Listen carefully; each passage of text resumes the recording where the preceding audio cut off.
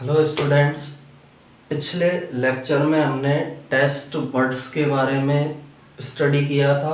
उसके अलावा जो सूंघने से संबंधित जो रिसेप्टर्स पाए जा रहे हैं ऑल्फैक्टरी रिसेप्टर्स, उनके बारे में स्टडी किया था।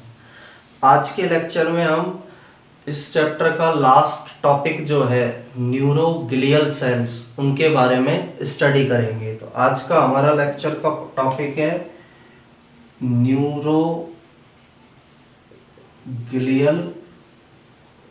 सेल्स, यानी विशेष प्रकार की कोशिकाएं हैं जो नर्वस सिस्टम में हमारे पाई जाती है, जिन्हें हम न्यूरोग्लियल सेल्स के नाम से जानते हैं। सिंपल वे में इन सेल्स को हम ग्लियल सेल्स और ग्लिया कहते हैं। सिंपली इनको हम ग्लियल सेल्स बोल सकते हैं या इन्हें ही ग्लिया के नाम से भी जाना जाता है। ये अदर्स नेम से इनके ग्लियल सेल भी इसी को बोला जाएगा, ग्लिया भी इसी को बोला जाता है। अब इनके अंदर और न्यूरॉन्स के अंदर मेजर डिफरेंस ये है कि न्यूरॉन्स जो है हमारे शरीर में इलेक्ट्रिकल सिग्नल्स को भेजने में सहायक होते हैं। सिनेप्टिक इंट्रैक्शन जो है उनके द्वारा किया जाता है। लेकिन जो ये ग्लिया सेल है डायरेक्ट रूप में इलेक्ट्रिक सिग्नल को भेजने में और सिनेप्टिक जो क्रियाएं की जा रही हैं, संवेदनाओं को भेजने की जो क्रियाएं की जा रही है, उनके अंदर डायरेक्ट रूप में इन्वॉल्व नहीं होती है, बल्कि इनके द्वारा सिनेप्टिक कॉन्टैक्ट्स के अंदर और इलेक्ट्रिक इम्पल्स के सिग्नल भेजने के अंदर सपोर्टिंग रोल प्रोवाइड किया जाता है। यानी न्यूरॉन्स का काम तो क्या है? इलेक्ट्रिक सिग्नल्स को भेजना, एक न्यूरॉन से दूसरे, दूसरे से तीसरे तक भेजना, फिर उसको सीएनएस तक भेजना। लेकिन ये डायरेक्ट इन सिग्नल्स को भेजने में इन्वॉल्व नहीं होगी, बल्कि ये सपोर्टिंग रोल प्रोवाइड करती है। तो इनके द्वारा जो न्यूरोग्लियल सेल है, इनके द्वारा सपोर्टिंग रोल प्रोवाइड किया जाता है सिग्नल्स के अंदर। न्यूरॉन जो सिग्नल्स को भेज रहे हैं, इलेक्ट्रिक सिग्नल्स को भेज रहे हैं, सिनेप्टिक इंट्रैक्शन जो कर रहे हैं, आपस में एक दूसरे से जुड़े हुए हैं, एक दूसरे में संदेशों को भेज रहे हैं, उनके अंदर neuroglial cell supporting role provide करती है, उनको सपोर्ट देती है, जिससे कि इलेक्ट्रिकल जो इम्पल्स हैं उनका सही प्रकार से संचरण किया जा सके। क्योंकि न्यूरॉन्स हमें पता है सेंट्रल नर्वस सिस्टम की फंक्शनल यूनिट है, विभिन्न प्रकार के मैसेजेस को सीएनएस तक भेजते हैं, सीएनएस से फिर बॉडी के ऑर्गन तक लाते हैं। तो इस क्रिया में न्यूरॉन्स को ये न्यूरोग्लियल सेल सपोर्ट देने का कार्य करती है, सहारा देने का काम करेगी, या सहायक कोशिकाओं के समान ये कार्य करती है।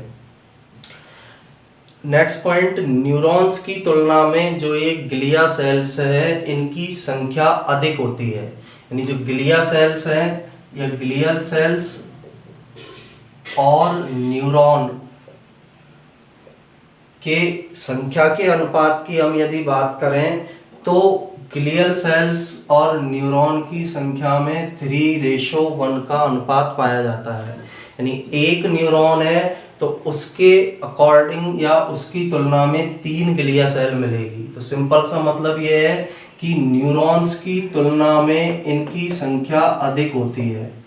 न्यूरॉन्स की तुलना में ये अधिक संख्या में पाई जाती है। न्यूरॉन्स कम संख्या में पाए जाएंगे और ग्लिया सेल्स जो है, न्यूरोग्लियल सेल्स जो है, वो अधिक संख्या में पाई जाएगी। और दोनों की संख्या का जो अनुपात या रेशो है वह 3:1 होता है। एक न्यूरॉन पर 3 ग्लिया सेल्स प्रेजेंट होती है। एक न्यूरॉन के कंपैरिजन में 3 ग्लिया सेल्स नर्वस सिस्टम में पाई जाती है।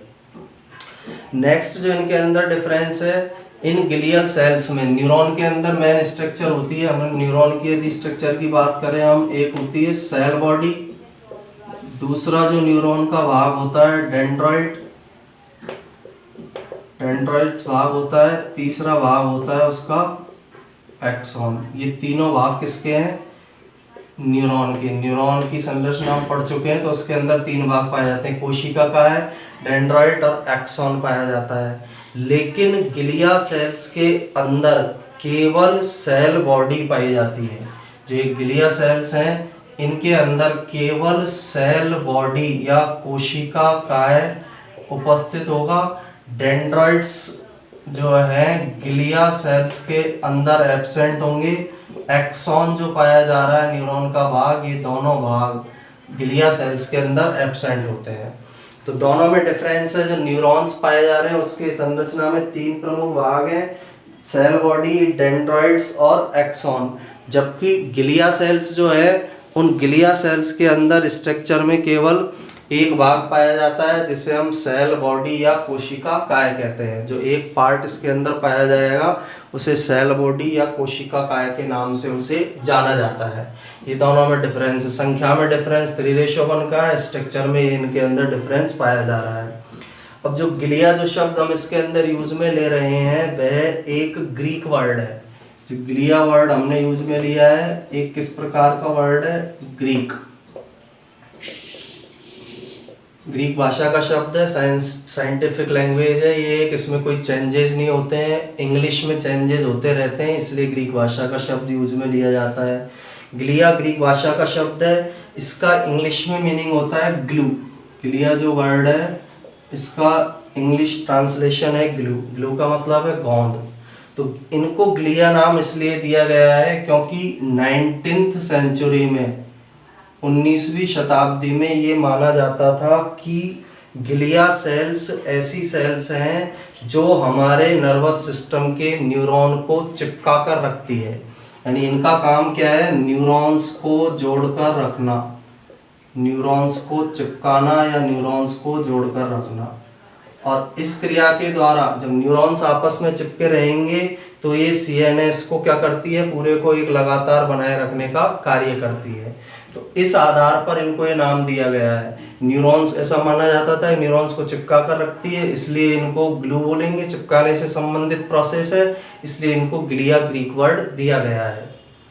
अब अभी तक ये जानकारी प्राप्त नहीं हुई है कि इन सेल्स के द्वारा न्यूरॉन को चिपकाया जाता है या नहीं जाता है। अभी तक ये कोई कंफर्मेशन नहीं हुआ है कि ये नर्व सेल्स को आपस में बाइंड करके रखती है या नहीं रखती है, लेकिन फिर भी इनके लिए हम ग्लिया वर्ड का यूज करते हैं। ग्लिया वर्ड इसको बोला जाता है, ग्लिया के नाम से इनको जाना जाता है। नेक्स्ट, ये जो सेल्स हैं एक प्रकार की हेल्पर सेल्स होती है, सहायक कोशिकाएं हैं। सहायक सेल्स हैं, हेल्पर सेल्स हैं। हेल्पर सेल्स क्यों है, सपोर्टिंग रोल के बारे में हमने बात की है कि ये जो न्यूरॉन्स हैं इनको आपस में सपोर्ट दे रही है, संदेशों को भेजने में उनको सपोर्ट दे रही है, इसलिए इन्हें हम हेल्पर सेल्स या सहायक कोशिकाएं बोलते हैं। ये न्यूरॉन को सपोर्ट देती है और न्यूरॉन्स की तुलना में इनकी संख्या ज़्यादा पाई जाती है। उनके पोषण के अंदर, उनके रखरखाव के अंदर ये सहायक होती है। तो हेल्पर सेल क्यों बोला है, पहला तो कारण इसका क्या है, ये न्यूरॉन को सपोर्ट दे रही है, न्यूरॉन को सपोर्ट या सहायता देती है विभिन्न प्रकार के मैसेजेस को भेजने में। सेकंड जो है कारण, ये न्यूरॉन को मेंटेनेंस रखती है, उनको न्यूरॉन को पोषण प्रदान करने का काम करती है, न्यूरॉन को पोषण देने का काम इनके द्वारा किया जा रहा है। तीसरा, न्यूरॉन का मेंटेनेंस करती है, न्यूरॉन का रख रखाव करती है। ये 3 काम इनके द्वारा संपन्न किए जा रहे हैं, इसलिए इन कोशिकाओं को या ग्लिया कोशिकाओं को सपोर्टिंग सेल्स कहा जाता है, सहायक कोशिकाएं इनको कहा जाता है। न्यूरॉन्स को सहायता देगी, न्यूरॉन्स को पोषण देगी, न्यूरॉन का रखरखाव करेगी, इसलिए इन्हें सहायक कोशिका या हेल्पर सेल्स भी कहा जाता है। इसके बाद इनके टाइप्स हैं कि किस किस प्रकार की न्यूरोग्लिया सेल्स हो सकती है। तो जो हमारा सीएनएस है या सेंट्रल नर्वस सिस्टम जो है, सीएनएस केंद्रीय तंत्रिका तंत्र जिसमें मस्तिष्क और मेरुरज्जु आते हैं, उसमें पाई जाने वाली इन कोशिकाओं के प्रकार हैं। पहली प्रकार की न्यूरोग्लियल सेल होगी एपेंडाइमल सेल्स। फर्स्ट टाइप की जो मिलती है उनको बोलते हैं एपेंडाइमल सेल्स। ये इनके टाइप्स हैं। सीएनएस में पाया जाने वाला पहला टाइप है एपेंडाइमल सेल। दूसरी सेल्स होती है एस्ट्रोसाइट्स।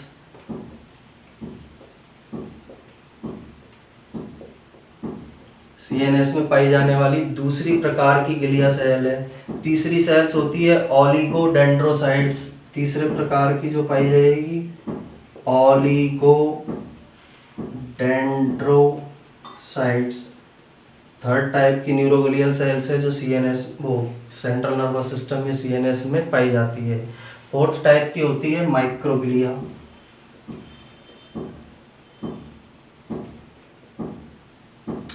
ये सीएनएस में पाई जाने वाली न्यूरोग्लियल सेल्स के टाइप है। अभी आगे पढ़ेंगे हम, इनकी स्टडी करेंगे आगे एक एक टॉपिक के एक के बारे में। सीएनएस में 4 प्रकार की न्यूरोग्लियल सेल या ग्लिया सेल्स पाई जाती है।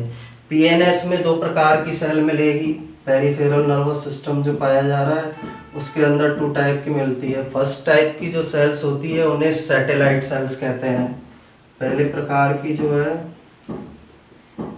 उन सेल्स को सैटेलाइट सेल्स के नाम से जाना जाता है, जो पीएनएस परिधीय तंत्रिका तंत्र के अंदर पाई जाएगी। दूसरे प्रकार की जो सेल है स्वान कोशिकाएं।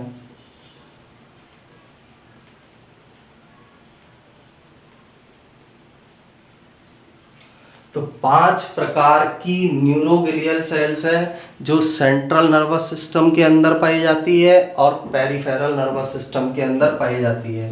केंद्रीय तंत्रिका तंत्र के अंदर एपेंडाइमल सेल्स, एस्ट्रोसाइट सेल, ओलिगोडेंड्राइट्स और माइक्रोग्लिया मिलेगी। और पीएनएस के अंदर सैटेलाइट सेल और स्वान सेल। तो टोटल 6 प्रकार की, 5 बोला था अभी मैंने, 6 प्रकार की न्यूरोग्लियल सेल्स जो है सीएनएस और पीएनएस के अंदर पाई जाती है।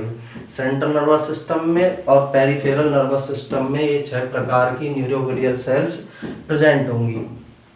इसके बाद जो ग्लियल सेल्स है ये नर्व सेल्स के अंदर बहुत सारे कार्यों को संपन्न करती है। जैसे हमने अभी ये पढ़े, न्यूरॉन को सहायता देना, पोषण देना, रख रखाव करना। तो मेन क्या है इसका काम, और भी काम क्या है। नर्व सेल्स के अंदर नेक्स्ट वर्क की हम बात करें तो नर्व सेल में आयनिक बैलेंस को बनाए रखती है। नर्व सेल में आयन के बैलेंस को बनाए रखना, ये कार्य भी इनके द्वारा किया जाता है। नर्व सेल्स के अंदर ये आयनों के बैलेंस को, आयनों के संतुलन को बनाए रखने का काम करेगी। नर्व सिग्नल को सही प्रकार से आगे भेजने का काम करती है। नर्व सिग्नल्स को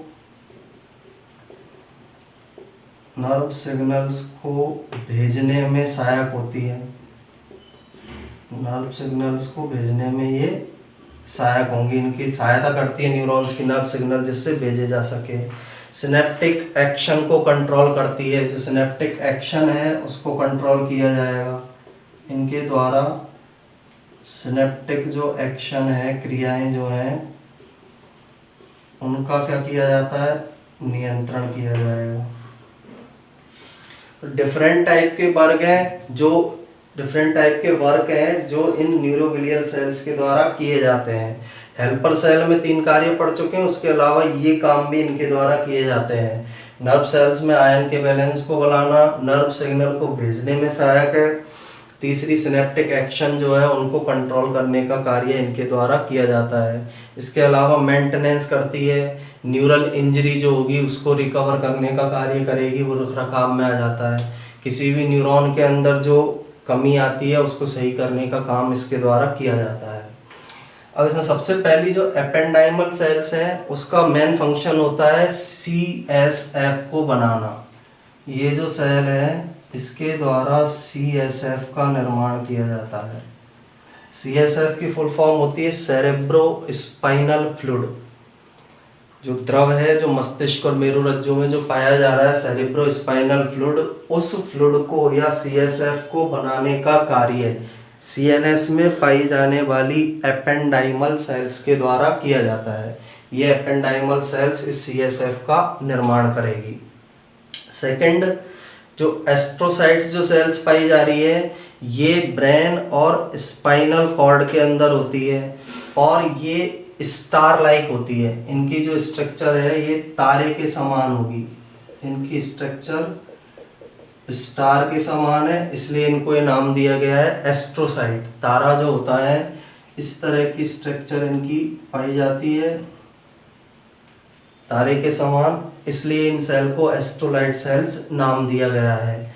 मेजर फंक्शन जो है, प्रमुख कार्य एस्ट्रोनाइट सेल का, ये न्यूरॉन के अंदर जो सिग्नल जा रहे हैं या न्यूरॉन में जो केमिकल एनवायरनमेंट है उस केमिकल एनवायरनमेंट को मेंटेन रखती है, या न्यूरॉन के रासायनिक वातावरण को बनाए रखती है। न्यूरॉन के रासायनिक वातावरण को या एनवायरनमेंट को बनाना इनका काम है। एस्ट्रोसाइट सेल का ये वर्क होता है, न्यूरॉन के अंदर जो भी केमिकल एनवायरनमेंट है, केमिकल्स जो पाए जा रहे हैं उनको बनाए रखने में ये जो एस्ट्रोसाइट सेल्स हैं इनको, इनके द्वारा न्यूरॉन के केमिकल एनवायरनमेंट को या रासायनिक वातावरण को बनाए रखा जाता है। इसके बाद थर्ड टाइप की सेल है ओलिगोडेंड्रोसाइट्स। ये सीएनएस में पाई जाती है। एस्ट्रोसाइट तो ब्रेन और उसमें पाई जा रही थी, ऊपर पड़ा सीएनएस में, ब्रेन और स्पाइनल कॉर्ड, ये भी सीएनएस में पाई जाएगी, सीएनएस के अंदर उपस्थित होंगी और लेमिनेटेड होती है, यानी इनके ऊपर जो ये ओलिगोडेंड्रोइट सेल है इनके ऊपर एक आवरण उपस्थित होता है। ओलिगोडेंड्रोइट सेल पर एक एनवलप या आवरण पाया जाएगा।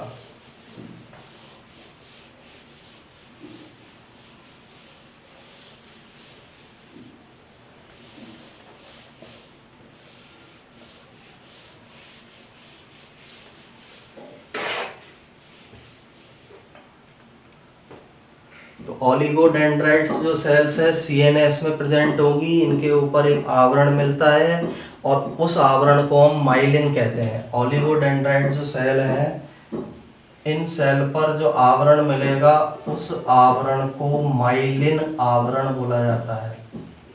जैसे हमने न्यूरॉन की स्ट्रक्चर में पढ़ा था, जो श्वान कोशिकाएं वो माइलिन आवरण का निर्माण करती है। तो माइलिन आवरण जो है वो इन ओलिगोडेंड्रोइट सेल्स के, ओलिगोडेंड्रोसाइट सेल के ऊपर भी एक आवरण पाया जाता है जो लिपिड रिच होता है। माइलिन आवरण की विशेषता है इसमें वसा पाई जाती है। ये जो माइलिन आवरण है यह माइलिन आवरण वसा युक्त होगा, यानी लिपिड इसके अंदर उपस्थित होगी।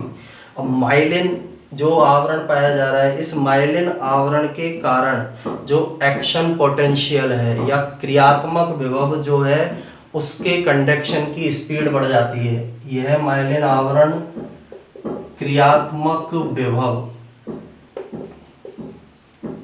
एक्शन पोटेंशियल की स्पीड को बढ़ाता है, इसका ये काम है। तो ओलिगोडेंड्राइट सेल प्रमुख रूप से जो क्रियात्मक विभव है उसकी स्पीड को बढ़ाने में, उसकी स्पीड को ग्रोथ करने में सहायक होती है। माइलिन आवरण के बारे में हमने पढ़ा है, दो प्रकार के न्यूरॉन होते हैं, माइलिन आवरण युक्त, माइलिन आवरण रहित। माइलिन आवरण जो रहित आवरण है उनके अंदर कम स्पीड से न्यूरल इम्पल्स जाते हैं, जबकि इनके अंदर माइलिन आवरण युक्त जो न्यूरॉन है उनके अंदर क्रियात्मक विभव जो है, पोटेंशियल जो डिफरेंस है, पोटेंशियल जो कंडक्शन है, एक्शन पोटेंशियल जो है वो तेज स्पीड से मूवमेंट करेगा, तेज स्पीड से जाता है।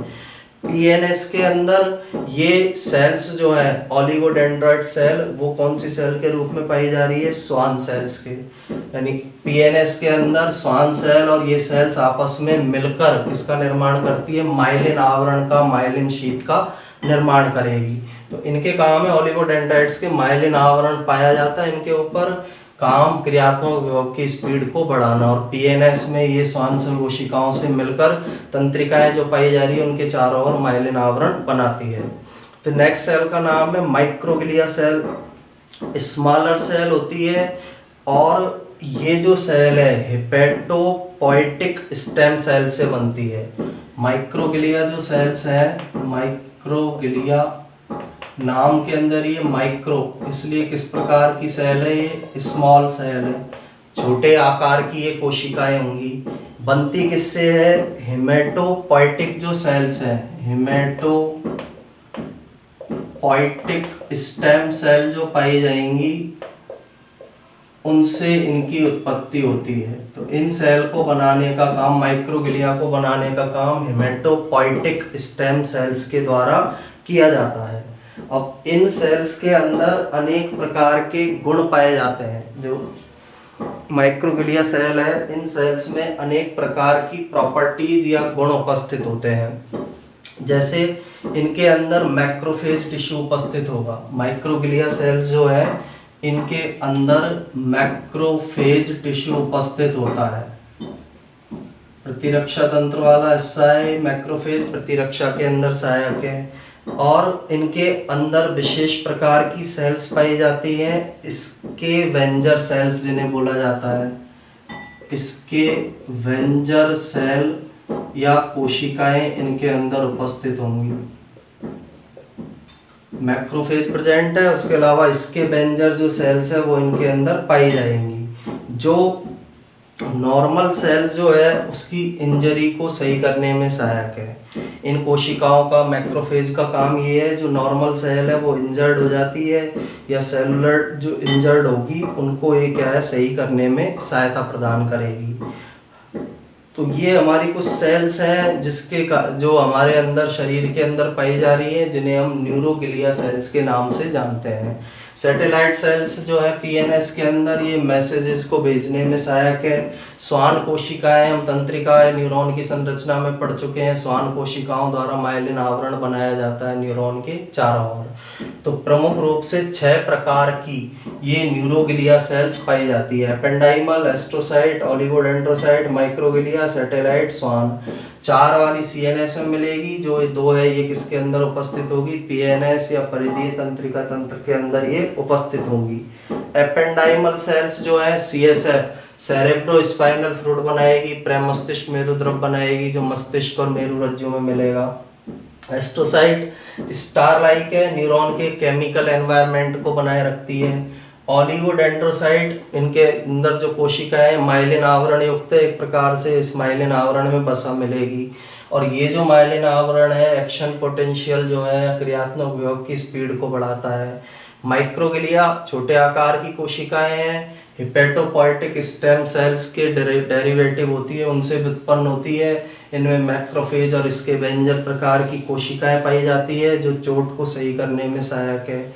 ब्रेन के अंदर यदि कोई डैमेज हो जाता है तो उसके अंदर ये उस डैमेज को सही करती है, वहाँ पर बहुत ज़्यादा संख्या में पहुँचेगी और ब्रेन के डैमेज को ये सही करेगी। सैटेलाइट सेल सिग्नल्स को एक जगह से दूसरी जगह भेजने में सहायक है। श्वान कोशिकाएं न्यूरॉन के चारों ओर माइलिन आवरण बनाती है।